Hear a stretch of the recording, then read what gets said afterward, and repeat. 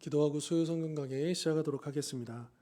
거룩하신 하나님 아버지, 오늘도 이 수요일 오전 이 시간을 기억하게 하시고 또 이 시간 주의 말씀 앞으로 모이게 하시니 감사합니다.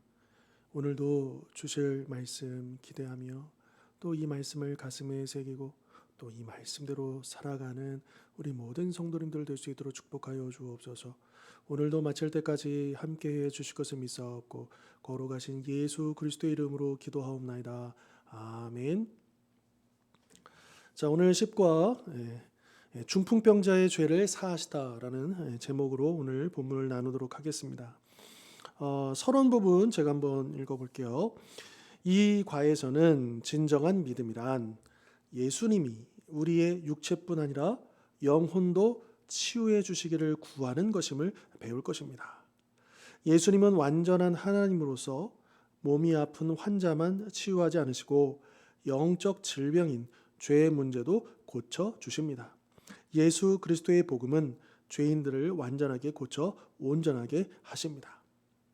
자, 우리가 이 중풍병자를 고쳐주시는, 그러니까 우리가 이제 사실은 이 복음서에 보면 예수님께서 병자들을 고치시는 장면들이 굉장히 많이 나오잖아요. 그래서 우리가 이 중풍병자의 이 기적도, 이 치유도 그 여러 수많은 그 병자들의 치유와 비슷한 것 그냥 여러 가지 중에 하나이지 않을까라고 이제 생각하기 쉬운데, 근데 여기는 이제 좀 다른 면이 있다라고 하는 거죠. 여기에는 단지 그 병을, 그러니까 육체의 그 질병을 고치는 의미뿐만 아니라 여기 뭐라고 되어 있습니까? 중풍병, 그 우리 이 과의 제목이 중풍병자의 병을 고쳐주시다가 아닙니다. 중풍병을 고쳐주시다가 아니고 중풍병자의 죄를 용서해 주시다, 사하시다라고 하는 의미이죠.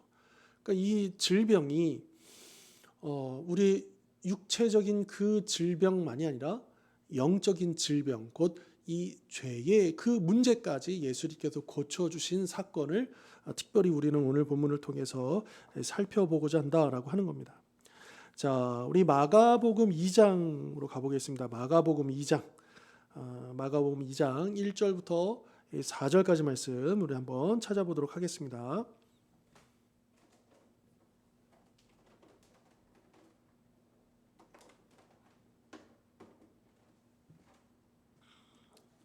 이 장 1절부터 4절까지 말씀.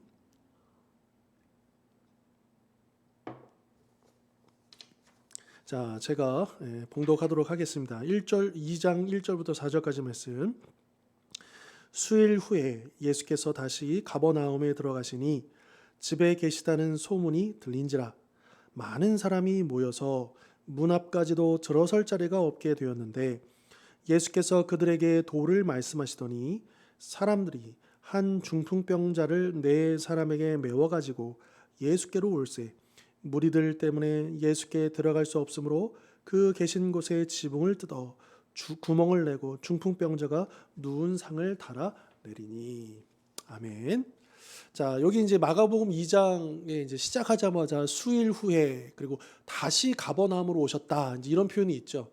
그러면 다시 가버나움으로 오셨다? 그럼 그 전에도 가버나움에 계셨고 또 오셨다는 뜻인가? 예, 맞습니다. 1장에 보면 이제 예수님께서, 마가복음은 이제 복음서 중에서도 굉장히 이제 분량이 작고 또 비교적 여러 복잡한 내용 대신에, 그러니까 예수님의 어린 시절을 생략하고 있고 바로 예수님께서 마가복음 1장에 보면 바로 이제 세례를 받으시고 또 바로 이제 이 사역에 임하시게 됩니다. 그리고 그 첫 사역지로서 이 가버나움이 중심이 됩니다. 그래서 이 북부 지역 갈릴리를 두루두루 다니시면서 복음을 전하시는데 이 가버나움에서 이제 어떤 여러 사건들이 벌어지게 되거든요. 그래서 예를 들면 1장에 보면 이제 가버나움의 베드로의 그 장모의 집, 이게 베드로의 집인지 또 그래서 베드로가 장모님을 모시고 있었던 상황인 것인지 아니면 그 장모님의 집이었는지는 불확실하지만 아무튼 이제 베드로의 집으로 우리가 보통 보고요. 그 집에 이제 예수님께서 그 열병을 고치시고 또 주변으로 그 소문이 퍼지니까 많은 사람들이 그 집에 찾아오고 그래서 예수님께서 그들을 다 고쳐주시는데 너무나도 이제 일이 많은 거죠. 그리고 예수님께서는 거기만 머물지 아니하시고 제자들 데리시고 이제 갈릴리 지역을 두루 다니시면서 이제 병자를 고치신 다음에 이제 다시 이 가버나움으로 오셨다. 자, 여러분 이런 거예요. 그러니까 오늘날로 치면 예수님이 제자들하고 함께 단기 선교를 가셨다가 이제 집으로 돌아오신 격입니다. 자, 어떻습니까?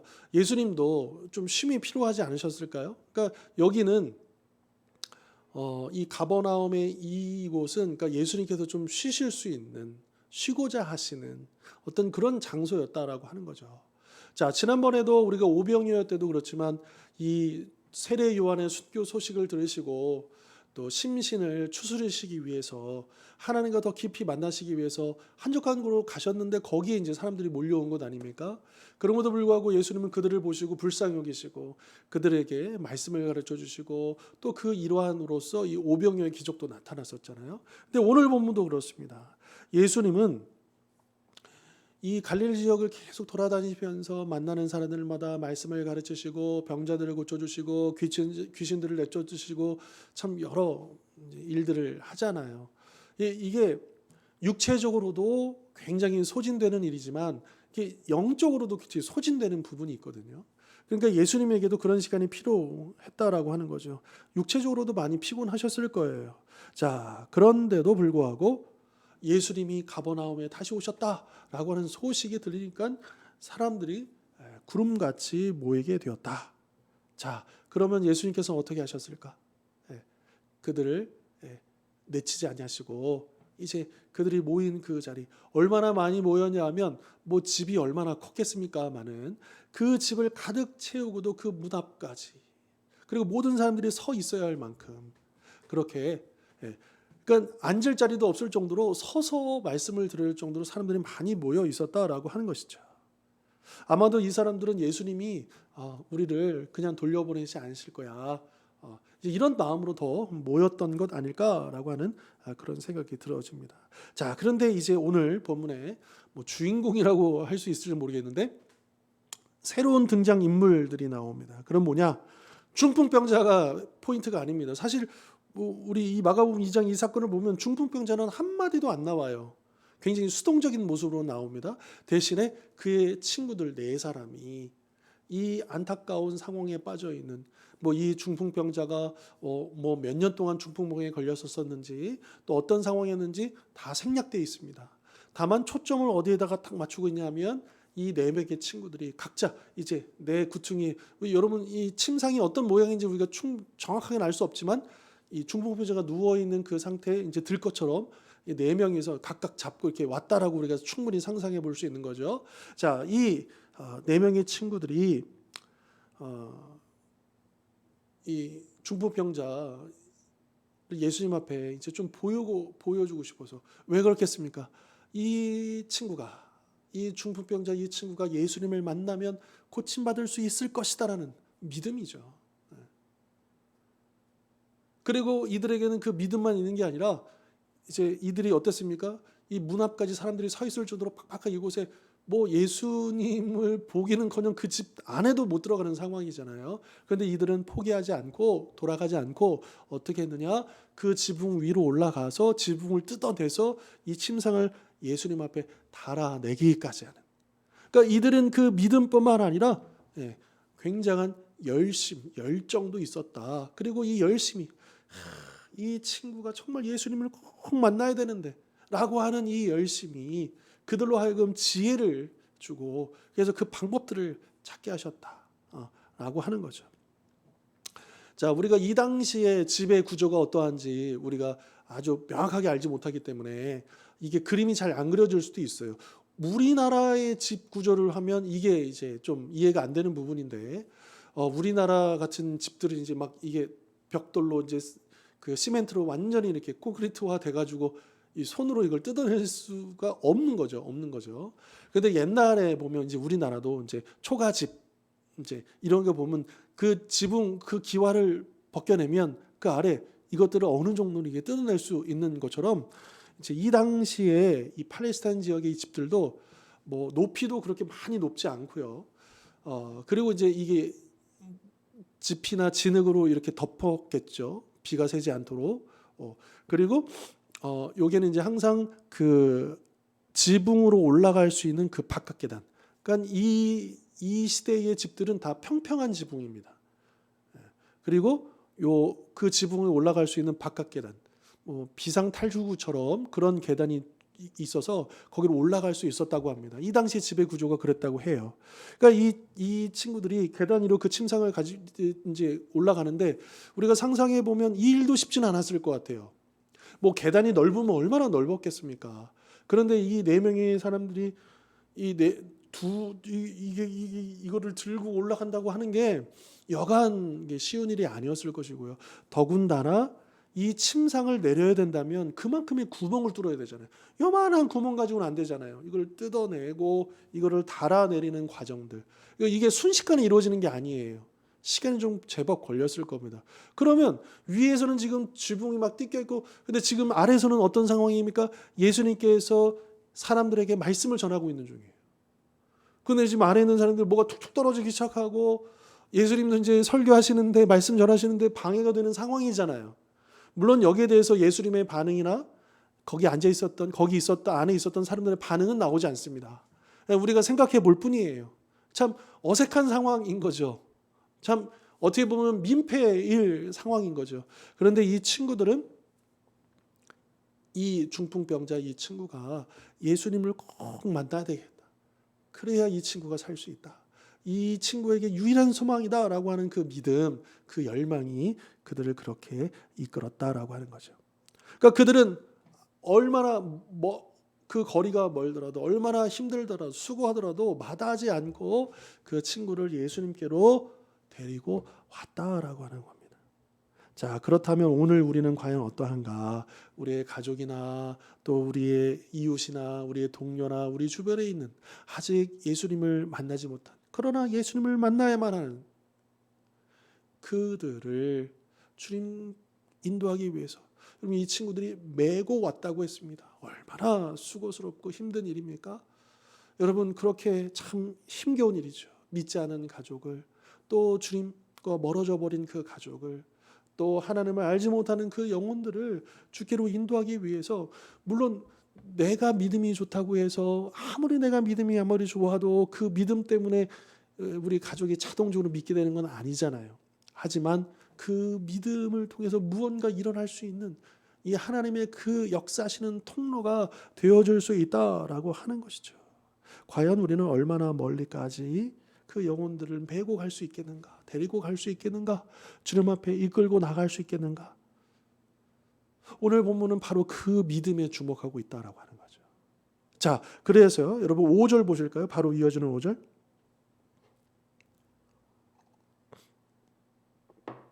5절 보시면 예수께서 무엇을 보셨느냐? 그들의 믿음을 보셨다. 이게 굉장히 중요한 포인트죠. 이 네 명의 친구들의 믿음을 보셨다. 그러니까 이 친구들은 예수님이 자기 친구의 피로를 채워주실 수 있고 또 채워주실 것이다 라고 하는 확신으로 여기까지 온 것 아닙니까? 그리고 예수님은 그 믿음을 보셨다라는 거예요. 자, 이렇게 이 친구들의 믿음은 예수님의 시선을 또한 이끌어냈고 또 예수님께서 주목하시도록 이들의 믿음이 그러했다라고 하는 거죠. 여러분 우리에게도 이러한 믿음이 필요합니다. 우리가 포기하지 않고 또 우리가 방치하지 않고, 사실은 너무 힘들죠. 어렵죠. 특히나 가족들을 전도하는 일은 너무나도 어려운 일입니다. 그러나 어렵다고 해서 불가능한 일이라는 의미는 아닙니다. 또 어려우니까 우리가 포기해도 된다라고 하는 의미는 아닙니다. 물론 우리 사랑하는 가족을 구원하는 그 자리까지 이끄는 데 있어서 하나님이 나만 사용하신 건 아니겠죠.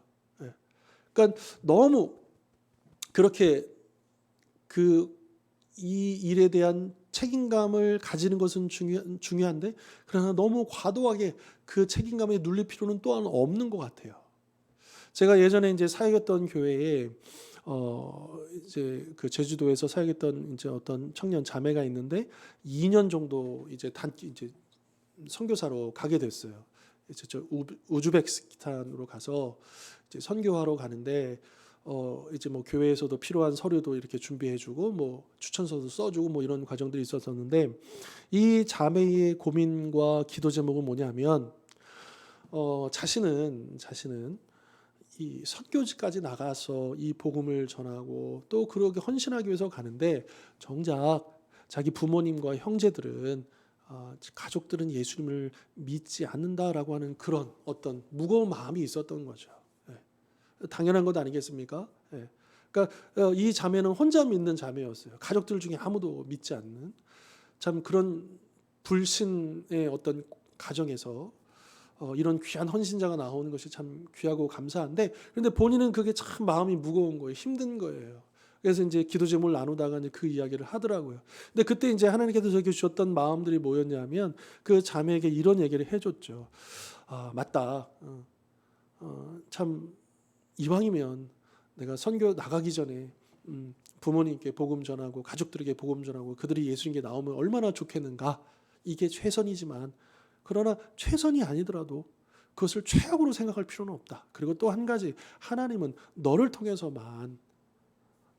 통해서만 너의 가족들을 주님께로 인도하시는 게 아니다.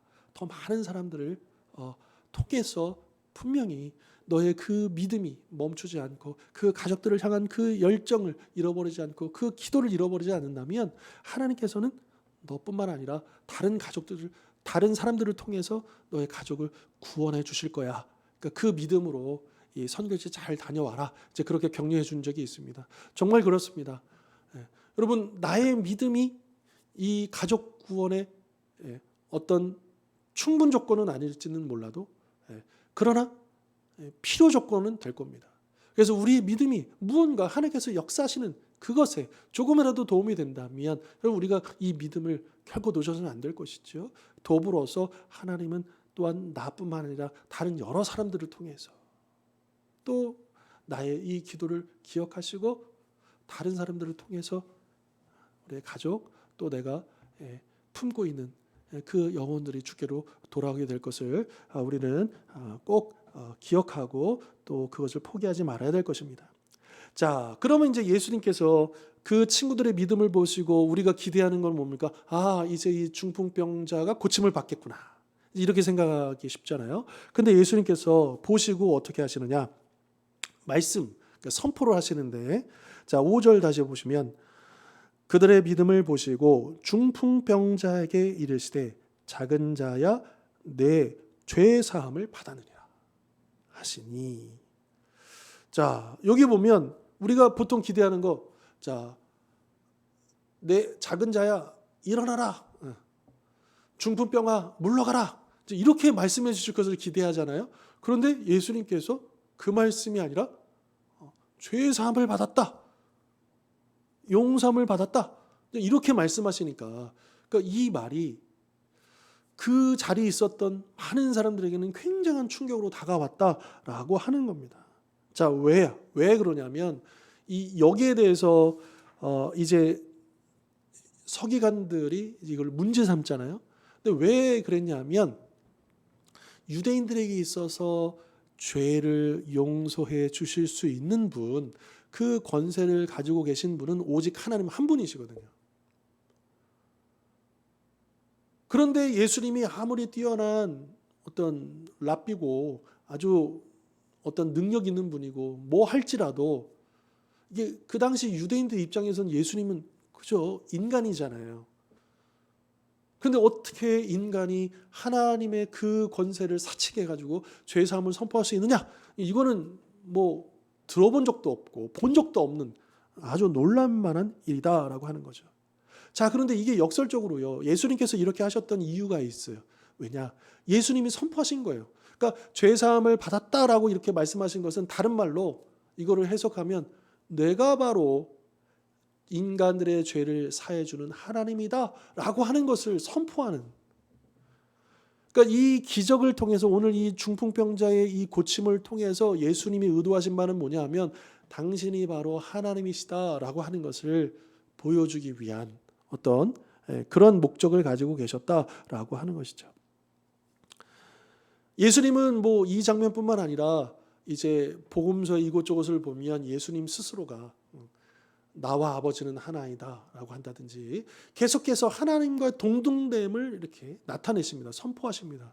그러니까 이게 결국에는 이 유대 종교 지도자들에게는 눈의 가시와 같은 또 받아들일 수 없는 일들이 되고, 결국 그것 때문에 이 서기관들, 종교 지도자들이 예수님을 신성모독이라는 죄목으로 그를 체포하고 또 결국에는 그 십자가형까지 이끌어내는 것 아니겠습니까? 그러니까 예수님께서 지금 얼마든지 그냥 질병만 고쳐주실 수도 있었어요. 하지만 예수님께서는 그렇게 하지 아니하시고 당신의 그 목적대로 당신이 어떤 분이신가를 또한 이 말씀을 통해서 나타내셨다라고 하는 것입니다. 자, 하나님의 아들이신 예수님은 길 잃은 우리를 찾아 구하시고 자기의 생명을 많은 사람을 위한 대속물로 내어주시기 위해서 하늘의 안락함을 버리셨던 분이신 것이죠. 자, 이사야서 53장에 보면 이제 여러 고난의 종에 대한 예언이 나옵니다. 이사야서에 보면요. 거기에 보면 우리 인간의 영적 상태를 뭐라고 규정하냐면 이 죄로 말미암아 병들어 있다라고 그렇게 규정을 하고요. 그리고 그런 우리를 메시아가 고쳐 주실 것이다. 어떻게 고쳐 주실 것이냐? 어떻게 해방시켜 주실 것이냐? 그 내용이 이제 이 53장 나와 있는 거죠. 그 가운데서 우리가 너무나도 잘 아는 말씀 53장 4절과 5절 말씀은 이렇습니다. 제가 한번 봉독할게요. 그는 실로 우리의 질고를 지고 우리의 슬픔을 당하였거늘 우리는 생각하기를 그는 징벌을 받아 하나님께 맞으며 고난을 당한다 하였노라. 그가 찔림은 우리의 허물 때문이요 그가 상함은 우리의 죄악 때문이라. 그가 징계를 받음으로 우리는 평화를 누리고 그가 채찍에 맞음으로 우리는 나음을 받았도다. 자, 이 말씀을 보면 예수님께서 왜 십자가의 고난을 참으셨는가 알 수 있죠. 그 목적이 무엇이었는가?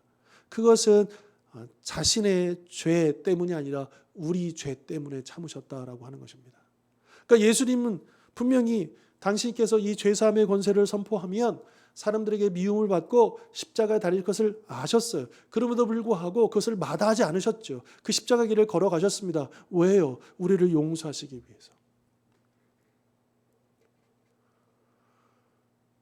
그러니까 예수님께서는 그냥 말로만 나는 하나님이야, 그리고 나는 죄를 사는 권세가 있어, 이렇게 말씀으로만이 아니라 당신의 목숨을 실제로 내어주고 우리의 모든 죄악과 우리의 모든 그 죄로 인한 그 대가를 그 당신의 피값으로 다 지불하시고 우리를 구원해 내어주신 그런 하나님으로 오셨기 때문에, 그러니까 예수님께서는 그것을 피하지 아니하시고 그렇게 당신이 어떤 분이신가를 나타내 주셨다라고 하는 것입니다. 자, 그래서 예수님을 영접하고 예수님을 구세주로 믿고 영접한 사람들이 받는 가장 최고의 축복은 뭐 질병에서 자유로워지고 또 사업이 번창하고 또 하는 일들이 형통하고 뭐 이런 축복도 있겠지만, 그러나 그거와 비교할 수 없는 최고의 축복은 바로 이 죄의 질병으로부터 온전하게 치유받는 것, 이 죄의 문제를 해결받는 것이다 라고 하는 것이죠. 물론 우리가 이 죄의 질병을 해결받더라도, 자유지더라도 우리가 이 땅에 있는 동안에는 이 육체의 질병, 이 몸의 질병에서는 여전히 우리가 피해갈 수 없습니다. 뭐 가볍게는 감기부터 시작해서 또 때로는 또 무거운 병에 걸릴 수도 있고요. 또 사고를 만날 수도 있고요. 여러 가지 그런 어려움에 처할 수 있죠. 그래서 우리는 현실적으로 그래, 내가 예수 믿는 거에 이득이 뭐냐? 내가 예수 믿는 게 뭐냐? 고침 받아야지, 치유 받아야지, 병이 나아야지, 이제 이렇게 생각하기 쉽지만, 그러나 그것이 우리의 최종적인 궁극적인 또 최고의 목적은 아니다라고 하는 것이죠. 물론 우리의 몸의 질병을 고침받고 건강하게 살아가는 것도 참 중요한 일이고요. 필요한 일입니다. 그러나 우리에게 더 중요한 것은, 여러분, 이 땅에서의 고통이라고 하는 것은 필수, 그러니까 이게 피할 수 없는 거잖아요. 그런데 여러분, 이 땅에서의 그 일시적인 그 고통이 아니라 영원한 그 고통을 해결받아야 된다. 그래야 우리가 이 땅에서 비록 고난을 받아도 의미가 있는 것이죠. 여러분, 여기서 우리가 아무리 건강하게 잘 먹고 잘 살고 형통하게 살지라도 이 영혼의 문제, 영원한 시간의 문제, 이 죄로 인해서 영원한 형벌을 받을 수밖에 없는 이 문제를 해결할 수 없다면 이것이 무슨 의미가 있겠습니까?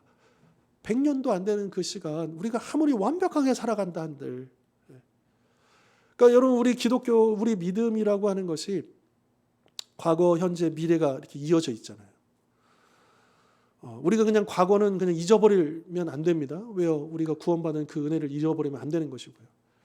그러면 이제 우리가 이 현재는 너무나도 힘들고 어렵고 피하고 싶고, 그러니까 이건 완전히 지워버리고 오로지 미래에만 매달리는 것, 이것도 건강한 신앙이 아니고요. 또 반대로 미래는 아예 생각하지 않고 오로지 오늘 하루 그냥 현재만 바라보고 어떻게 해서는 이 땅에서 내가 잘 되고 잘 먹고, 그래서 내가 예수를 믿어도 잘 돼야 되고, 우리가 너무 현재에만 매이는 것도 건강한 신앙은 아닐 겁니다.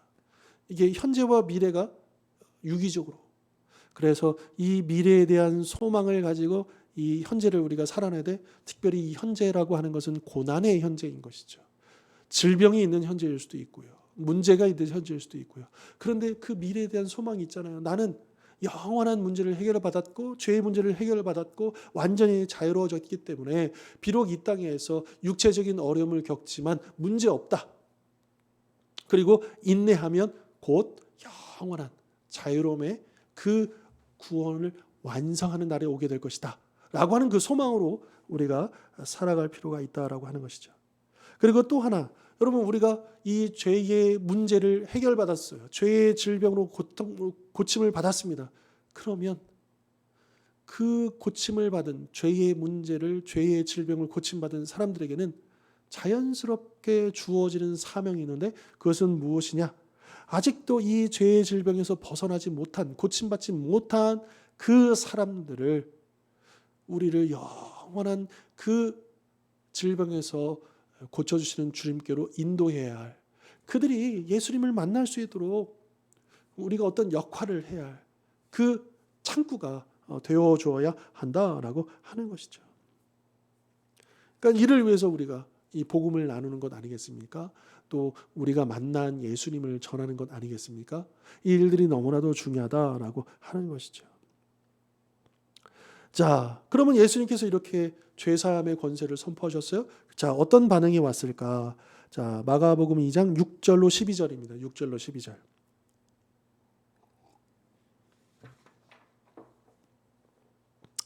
2장 6절로 12절의 말씀.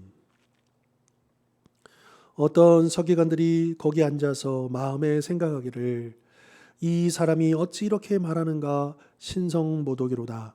오직 하나님 한 분 외에는 누가 능히 죄를 사하겠느냐? 그들이 속으로 이렇게 생각하는 줄을 예수께서 곧 중심에 아시고 이르시되, 어찌하여 이것을 마음에 생각하느냐? 중풍병자에게 내 죄사함을 받았느니라 하는 말과 일어나 내 상을 가지고 걸어가라 하는 말 중에서 어느 것이 쉽겠느냐? 그러나 인자가 땅에서 죄를 사하는 권세가 있는 줄을 너희로 알게 하려 하노라 하시고, 중풍병자에게 말씀하시되 내가 내게 이르노니 일어나 내 상을 가지고 집으로 가라 하시니, 그가 일어나 그 상을 가지고 모든 사람 앞에서 나가거늘 그들이 다 놀라 하나님께 영광을 돌리며 이르되, 우리가 이런 일을 도무지 보지 못하였다 하더라. 아멘. 자, 일단 놀라운 것 중에 하나는 뭐냐면 여기에 서기관들이 있었다라고 하는 겁니다. 우리가 보통 생각하기는 여기에는 참 가난하고 또 어렵고 힘들고 아프고 이런 사람들만 모인 줄 알았는데, 여기에는 서기관도 있었다는 거예요. 모르겠습니다. 이들이 어떤 목적을 가지고 이 자리에 와 있었는지, 예수님을 염탐하기 위해서, 감시하기 위해서 와 있었는지, 책 잡기 위해서 와 있었는지는 모르겠지만 아무튼 이들도 이 자리에 있었다라고 하는 거죠. 자, 그런데 이들의 탁 걸리는 부분이 있는 거죠. 왜요? 이들은 너무나도 율법에 정통한 사람이라, 그리고 그 누구보다도 이것을 정확하게 또한 캐치해낼 수 있는 사람이잖아요. 예수님께서 말씀하신 의미가 무엇인지를 그들은 바로 알 수 있는 사람들이었잖아요. 근데 그들 마음에 탁 꽂힌 게 뭐였냐면, 이 사람이 감히 참남하게 신성모독, 하나님을 사칭하는 거야? 자기가 하나님이라는 거야? 이게 이제 마음에 걸려버렸다라고 하는 거죠. 자, 그런데 예수님께서 그 서기관들의 마음을 아시고, 예수님은 또한 우리 온전한 인간이시지만 또한 온전한 하나님이시기에 이 서기관들이 그 중심을 아시고 이제 이 부분들을 공론화시키십니다. 그러면서 공개적으로 거기 있는 사람들 앞에서 말씀하시는 거죠.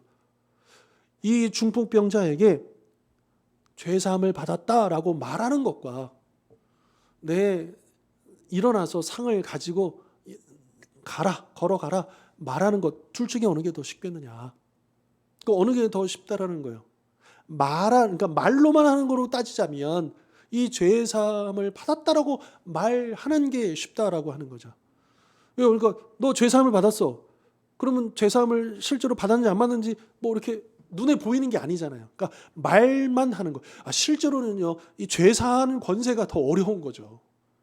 그러나 이제 말하는 거, 말로만 하는 거로 따지자면 그렇다라고 하는 거예요. 그러니까 이 서기관들은 예수님이 이런 주장을 하신다는 것을 받아들일 수가 없었던 것이고, 그리고 이 주장 때문에 아마도 서기관들은 예수님을 신성모독죄로 불량한 사람으로 낙인을 찍어버리는 어떤 그런 계기가 되었을 수도 있습니다. 자, 하지만 예수님이 이날 중풍병자를 일으키시잖아요. 고치시잖아요. 이건 뭐냐면 예수님께서 이렇게 말씀하시거든요. 10절에 그러나 인자가 땅에서 죄를 사하는 권세가 있는 줄을 너희로 알게 하려 하노라. 그러니까 당신께서 이 죄사함의 권세가 있으신 하나님이심을 그들로 하여금 알게 하시려고 그 목적을 가지시고 이 질병을 고쳐주신다. 그리고 말로만 죄사함을 받았다라고 끝나시 아니하시고 실제로 그를 일으키셨잖아요. 그러니까 이것을 통해서 당신께서 죄사함을 가지고 계시다. 죄사함의 권세를 가지고 계시다는 것을 입증해 보셨죠. 그러니까 여기에 대해서 문제제기를 했었던 사람들의 모든 비난과 비판은 수그러들 수밖에 없었던 것이고 더 이상 할 말이 없었다라고 하는 것입니다. 10절과 11절에서 예수님은 세 가지를 말씀하셨죠. 첫 번째, 자신을 뭐라고 그러느냐. 10절 보실까요? 10절에 인자가, 여러분 인자는요 그냥 문자 그대로 보면 사람의 아들 뭐 이렇게 되잖아요. 그런데 유대인들에게서 인자라는 말은 아주 특별한 용어예요. 이게 다니엘서도 나오는 거지만 쉽게 말해서 인자라는 표현은요 메시아라는 표현이에요. 그러니까 예수님이 인자는 그러니까 자신을 지금 메시아로 지금 말씀하고 있으시고요. 그리고 두 번째로는 자신이 하나님처럼 죄를 사는 권세를 가지고 있다. 이것을 드러내셨고요. 그리고 세 번째, 중풍병자에게 일어나서 침상을 가지고 집으로 가라. 이렇게 명령하시죠. 그러니까 이게 이 세 가지가 예수님 당신께서 어떤 분이신지를 말씀하시고 그것을 입증해 보이시는 하나의 어떤 흐름이었다라고 하는 것이죠. 자, 그러자 12절에 사람들이 그것을 보고 어땠습니까? 하나님께 영광을 돌렸다. 깜짝 놀라면서 이건 본 적도 없고 들은 적도 없고 도무지 이런 일들은 우리가 경험해 본 적이 없다라고 놀라면서 하나님께 영광을 돌렸다라고 그렇게 되어 있는 거죠. 그러니까 예수님께서는 그러면 당신을 하나님으로 드러내신 목적이 뭐냐?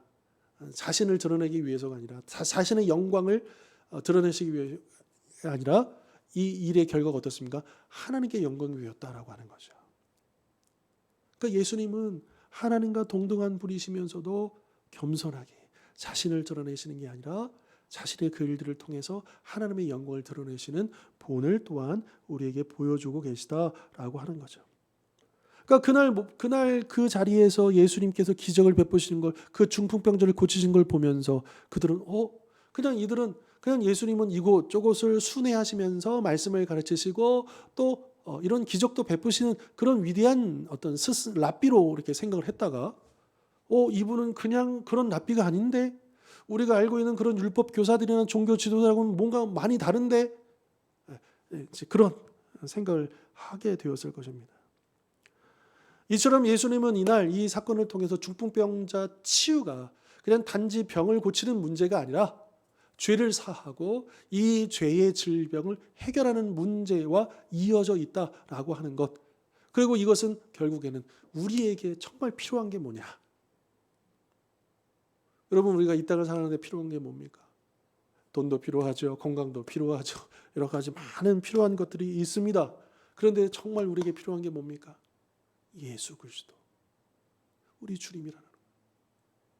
아마 믿음이 없고 세상 사람들은 그렇게 말할 거예요. 야, 예수 믿어서 뭐 먹고 살래? 뭐 예수님만 믿으면 다 된다는 거야? 이런 식으로 우리를 조롱할지도 모르겠습니다.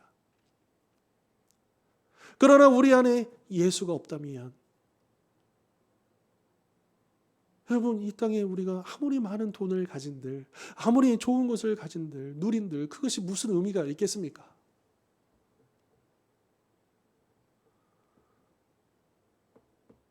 우리가 다시 한 번 더 생각해 보십시다. 지금 우리가 필요한 게 뭐냐? 지금 현재예요. 우리 가정에 정말 필요한 게 뭡니까? 우리가 하나님 앞에서 정직하게 생각하고 한번 그렇게 물어보십시다. 그런 답이 나와야 된다는 거예요. 정말 우리 가정에 예수 그리스도가 필요하십니다. 그런데 이게 그냥 공식처럼 그냥 우리가 이미 알고 있는 어떤 그 배경 속에서 나오는 고백이 아니라 진짜로 간절하게, 주님, 정말 당신이 우리에게 필요하십니다. 주님, 우리 남편이 예수님이 정말 필요한 사람입니다. 우리 아내가 정말 예수님이 필요한 사람입니다. 우리 아들, 딸들이, 우리 손주들이 정말 예수님이 필요한 사람들입니다. 예수 없이는 못 사는 사람들이 되게 해주십시오. 예수의 영에 사로잡힌 사람들이 되게 해주십시오. 그럼 우리가 부모들이 이제 이 아이들을 양육할 때, 저도 한창 우리 아이들을 양육하는 그 과정에 있는데 참 이것도 필요하고 저것도 필요하고 많은 것들이 있어요. 그리고 또 제가 채워줄 수 있는 게 있고 그러지 못하는 것들이 있고 그럴 때 참 미안하기도 하고 막 그래요. 그러다가도 또 생각해 봅니다. 이 아이들에게 가장 필요한 게 뭘까? 내가 이 아이들에게 채워줘야 될 게 뭘까? 물론 이 아이들을 좋은 것을 먹이고 또 좋은 교육을 받도록 하고 무언가 이들이 하고 싶은 것을 도와주고 내가 최선을 다해서 이 육의 부모로서 그 역할을 감당해야 되지만 정말 무엇보다 내가 영의 부모로서 우리 아이들에게 정말 예수님을 알려주고 예수님을 가르쳐주고 예수님을 보여주고 예수님이 정말 그들의 인생에서 왜 중요한 분이신지를 내가 간증해주고 이를 위해서 내가 본이 되는 삶을 살아야 될 텐데 이런 생각을 할 때가 많이 있거든요.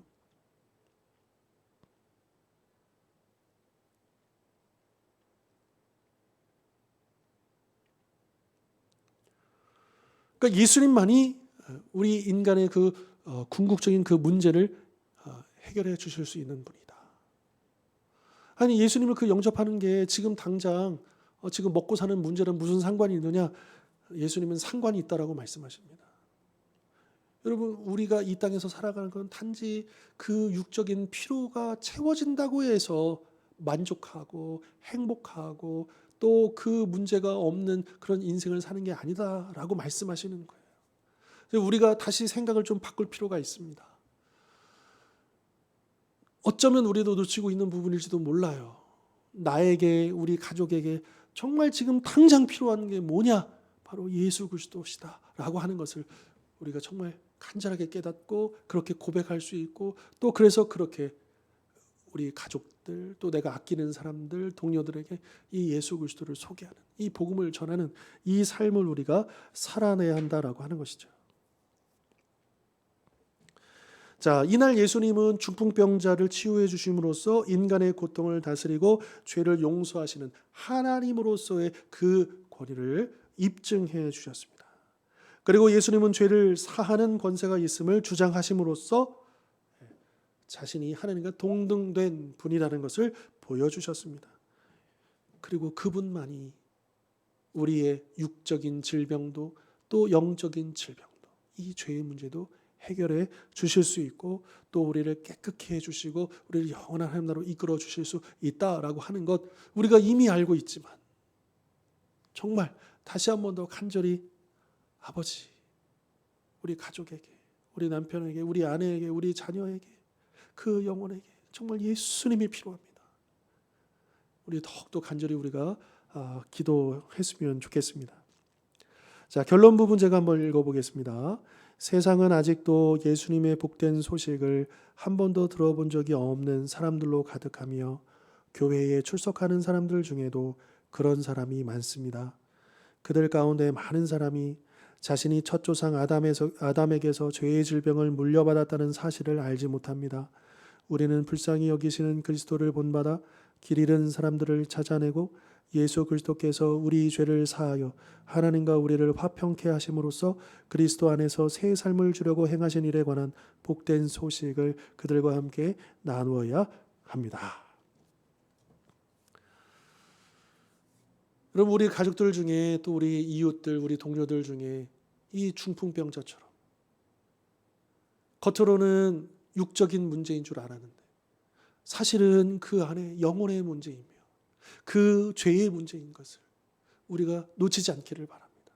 그리고 이 중풍병에 걸려있는 이 친구를 살려내기 위해서 이에게 예수가 필요하다는 그 믿음을 가지고 나왔던 그 4명의 친구들처럼 그런 믿음을 가지고 우리 사랑하는 가족들, 또 우리 이웃들, 그 동료들, 그 영혼들을 주님 앞으로 이끌기 위한 그 믿음을 우리가 놓치지 않았으면 좋겠습니다.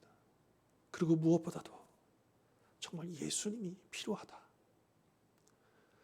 그리고 이 사람에게 내가 가장 좋은 것을 준다면 바로 예수, 이 복음, 이것이 이들에게 내가 줄 수 있는 최고의 선물이다. 이 확신과 또 이 담대한 믿음을 가지고 오늘도 내일도 주님 앞에 서는 그날까지 이 복음을 흘려보내고 내가 만난 예수님을 나누고 증거하고 또 그렇게 살아가는 쓰임받는, 그래서 소망하기는 우리 모든 가정들마다 그 간증이 예수께로 돌아오는 예수로 충만한 가정이 되기를, 또 그 일터가 되기를, 또 우리 교회가 되기를, 우리 온 성도들이 되기를 주님 이름으로 축원합니다. 기도하겠습니다. 하나님 아버지, 우리가 예수님을 믿는다라고 하는 것은 그저 내가 예수님 믿고 천국 간다라고 하는 그 의미가 아니라 그것을 넘어서서 이제 내가 구원받고 내가 경험한 그 예수 그리스도를 아직도 우리 주님을 만나지 못한 그렇게 중풍병자와 같이 누워있는 그 불쌍한 영혼들이 나처럼 우리처럼 예수님을 만날 수 있도록 우리가 포기하지 아니하고 그 짐을 함께 메고 주님 앞으로 나오는 것임을 다시 한번 깨닫습니다. 주님, 간절히 소망합니다. 우리 주원의 가정들 중에도 아직도 주님께 마음의 문을 열지 못하고 또 주님께로 멀어져 버린 영혼들이 있음을 고백합니다. 주님 아시지요? 그 눈물의 기도의 제목들을 아시지요? 오랜 동안의 그 기도의 제목들을 아시지요? 주님, 저희들 결코 포기하지 않게 해주십시오. 그 믿음을 잃어버리지 않게 해주십시오. 주님, 우리에게는 이 땅을 살아갈 때 많은 필요들이 있습니다. 당장 우리 가정에도 이 문제를 해결받아야 되고 저 문제를 해결받아야 되고 모든 것이 참 많이 필요합니다. 그런데 무엇보다도 지금 당장 우리에게 필요한 것이 바로 예수 그리스도이심을 다시 한 번 더 깨닫게 해 주옵소서.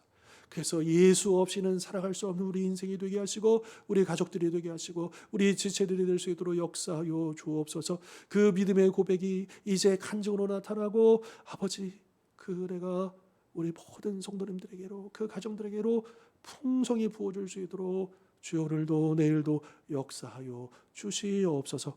감사드리고 걸어가신 예수 그리스도 이름으로 기도하옵나이다. 아멘. 오늘도 함께해 주셔서 감사드리고요.